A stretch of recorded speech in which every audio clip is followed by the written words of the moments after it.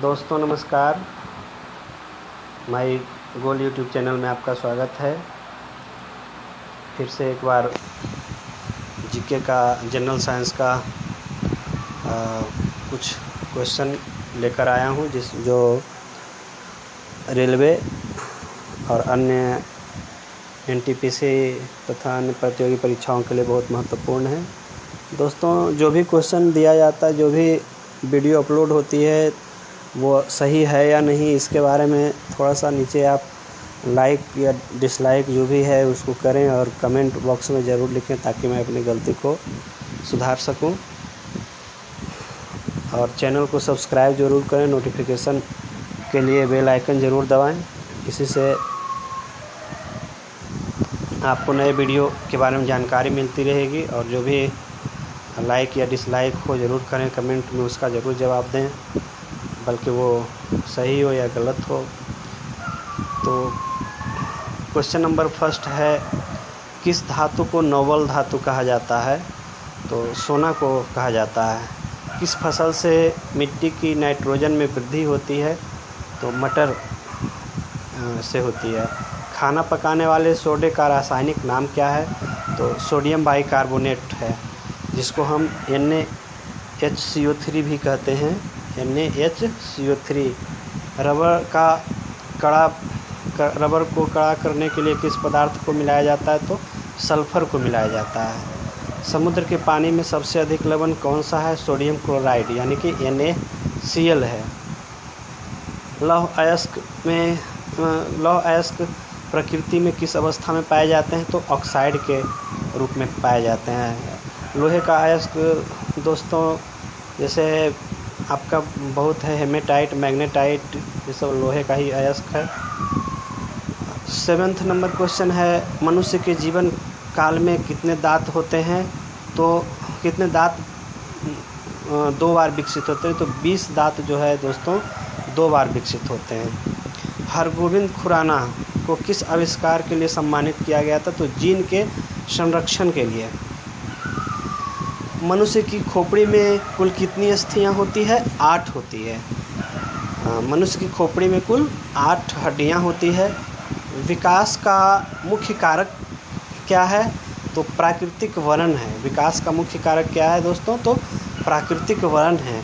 सर्वव्यापी रक्तदाता का रक्त ग्रुप कौन सा होता है? तो ओ पॉजिटिव, यानी कि जो होता है वो सर्वव्यापी रक्तदाता होता है, जिसको हम यूनिवर्सल डोनर भी कहते हैं।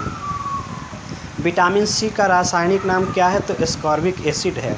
विटामिन सी का रासायनिक नाम एस्कॉर्बिक एसिड है, जो आंवला में प्रचुर मात्रा में भी पाया जाता है। दोस्तों, जीव विकास को सर्वप्रथम किसने समझाया? तो लैमार्क ने।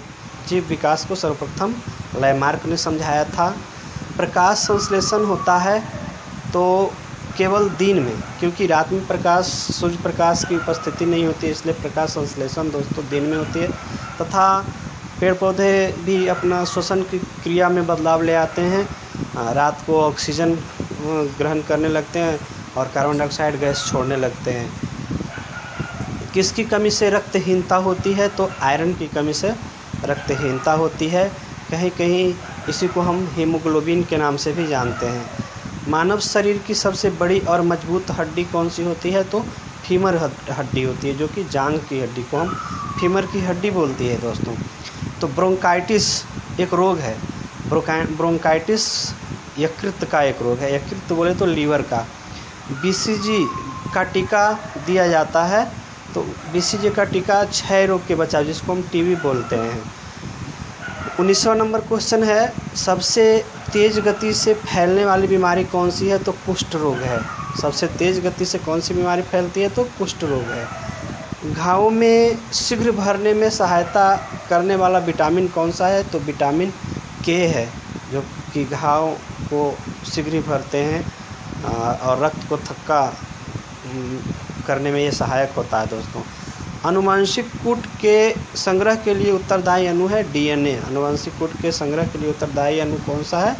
तो DNA है। अब है 30 नंबर क्वेश्चन है, मांसपेशियों में कौन सा प्रोटीन पाया जाता है? तो मायोसिन पाया जाता है। मांसपेशियों में मायोसिन नामक प्रोटीन पाया जाता है। कौन सा पदार्थ प्रोटीन का सबसे बड़ा स्रोत माना जाता है? तो सोयाबीन है। सोयाबीन प्रोटीन का सबसे बड़ा स्रोत माना जाता है। मानव शरीर का सामान्य तापमान कितना होता है? तो 37 डिग्री सेल्सियस, जो कि फ़ारेनहाइट में ये होता है 98.6 डिग्री यानी 98.6 डिग्री फ़ारेनहाइट होता है। मनुष्य के शरीर का सामान्य तापमान फ़ारेनहाइट में यहाँ पे दिया हुआ है, कहीं 6 होता है, कहीं 4, हालांकि इसको चेंज करने पे 6 ही आता है।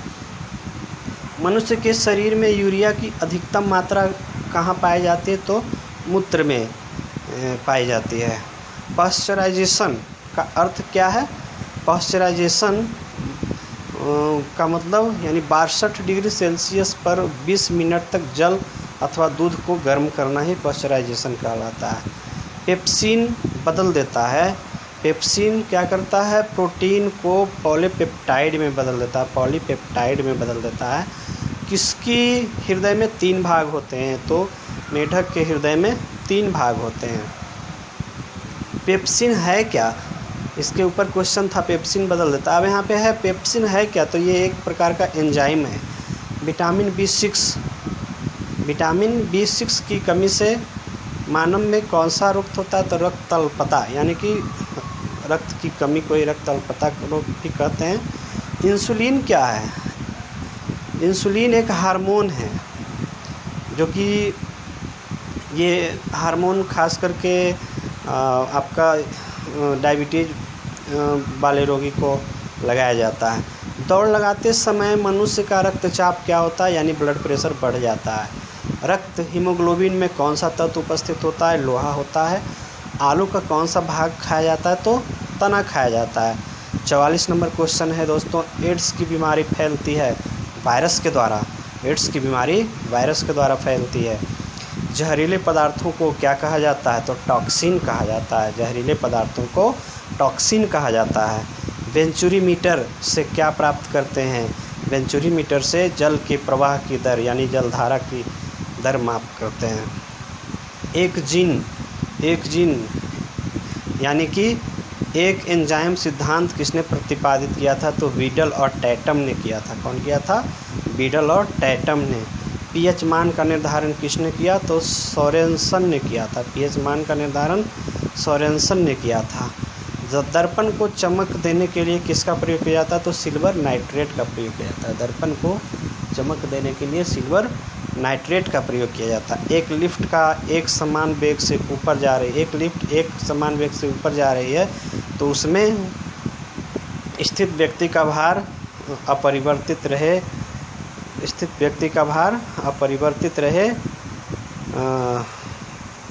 रहेगा, यानी कि रहेगा ही।